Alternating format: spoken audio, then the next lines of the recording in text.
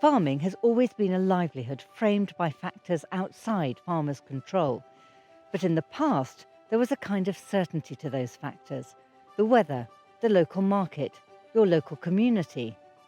In the last 5 or so years, those uncertainties have multiplied and any certainties have disappeared. Farming used to be a community activity. The whole village would have been involved. Now there are commuters in the labourers' cottages, and more farmers are spending time on their own, in the parlour, in the office or in the cab. With those staples of village life slowly disappearing, the shop, the pub, even the village hall, you can add loneliness to the ever-lengthening list of rural mental health issues.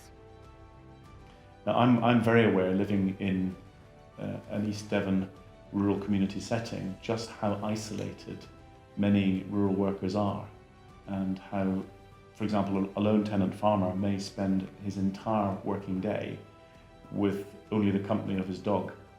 And that may be a situation that pertains in calving season for days at a time. And we know that those are significant risk factors in poor mental health generally, and specifically risk factors for people taking their own lives.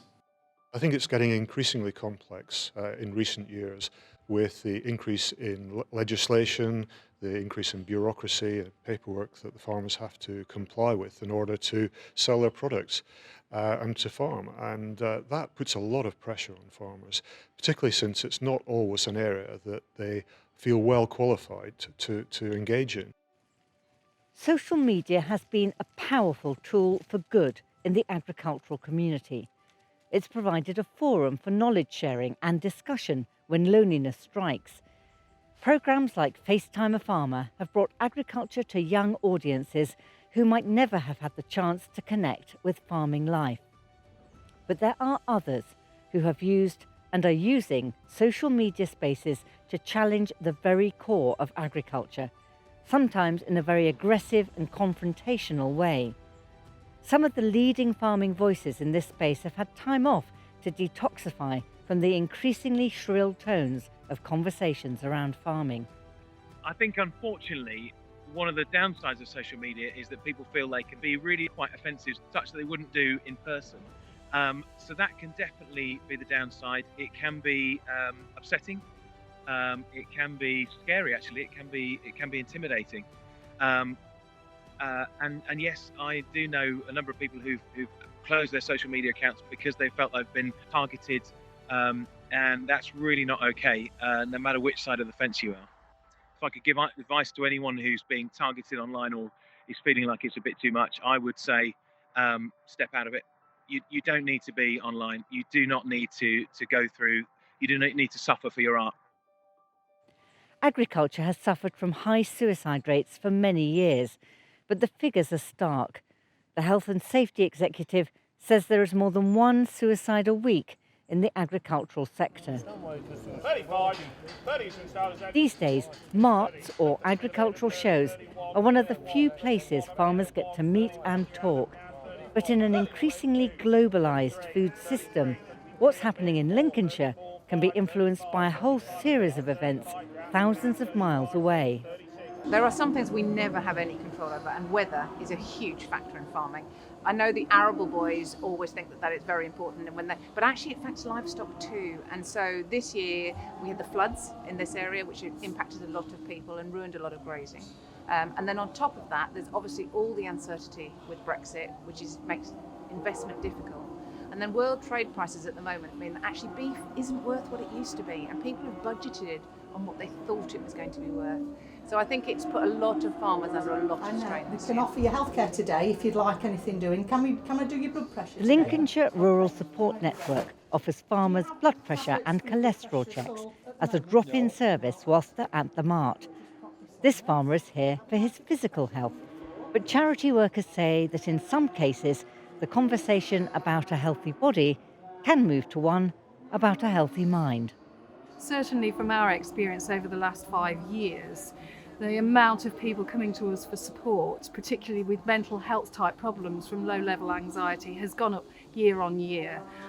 So we're up to about 65 to 70% of the clients that use our casework service their main reason for coming to us is some kind of anxiety, worry, etc. So I think, you know, the realization that things are getting difficult and their ability and willingness to talk about it is probably increasing. A lot of people don't want to go and bother their GPs, they don't want to get sucked into mental health services and be labelled as having to go and see somebody about their problems. So the fact that we're here, we're accessible, part of the friendly faces of the day-to-day market is that they can pop in, they can have a chat with us and trust us.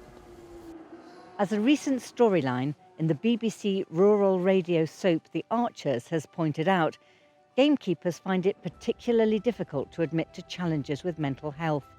Such an admission could lead to losing their gun licence, their job and often their home as they live in tied cottages.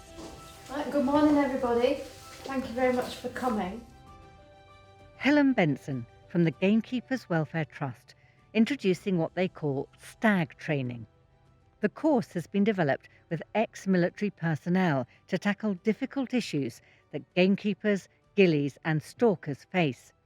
Those who have developed the training say there are parallels in both occupations.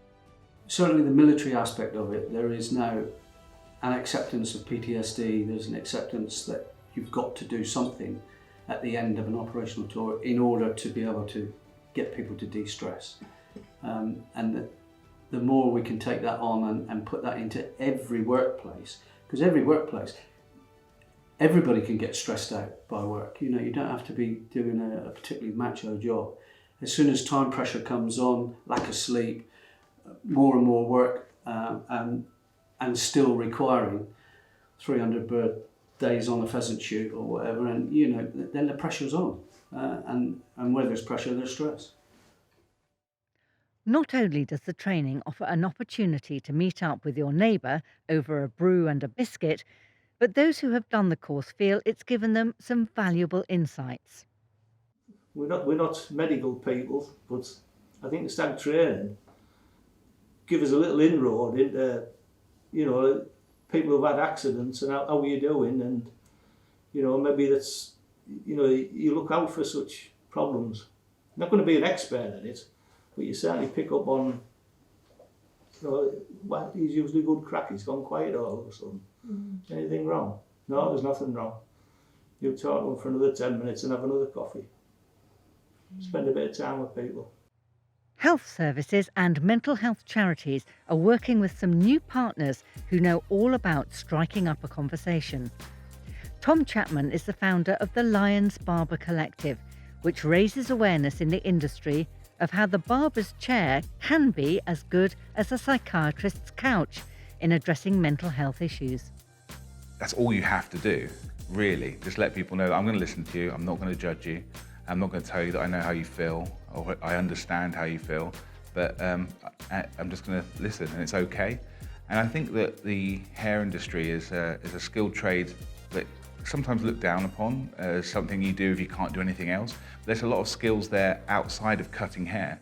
There is a lot of tact and empathy and being able to have conversation and listening skills. And you know, we are in people's personal spaces. We touch their neck, face, you know, hair, run fingers through their hair, ears, lots of very intimate places that are often saved for perhaps lovers or family only, and your barber, you know, or hairdresser.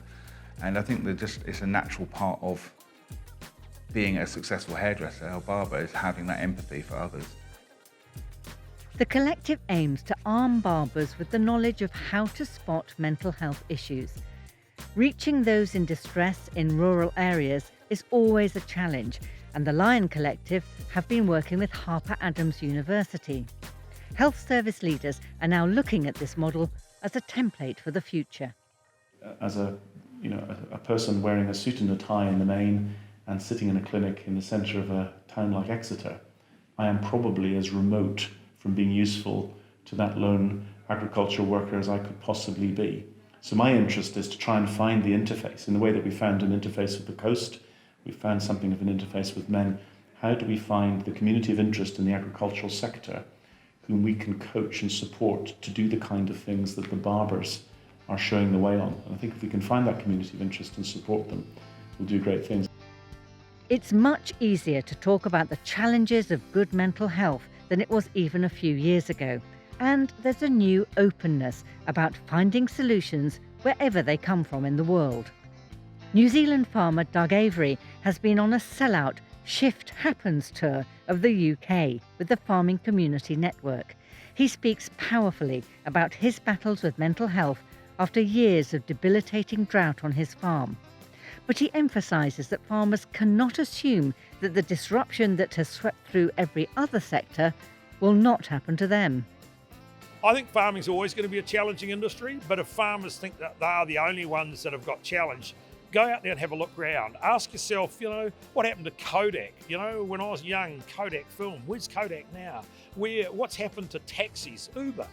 Just think about restaurants, think about Uber food, think about all these other things. And if you've got that feeling that you're the only person that's getting this kind of challenge, I kind of reckon that you possibly haven't thought about it very well. So if you don't want to be a farmer, don't be one. You don't have to farm.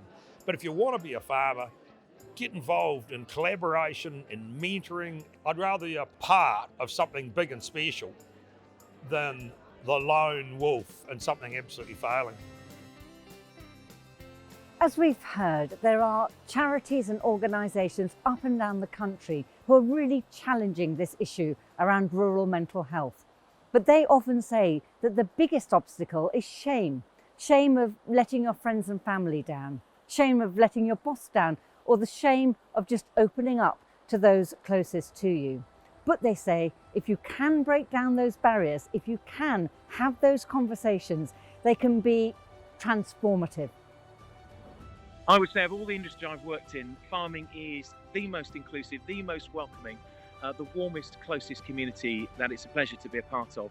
But with issues and challenges around farming nowadays affecting mental health, it really is down to us to ensure that each other are in good condition, that we're happy, that our mental health is good. It is our watch, it is our responsibility to look out for each other.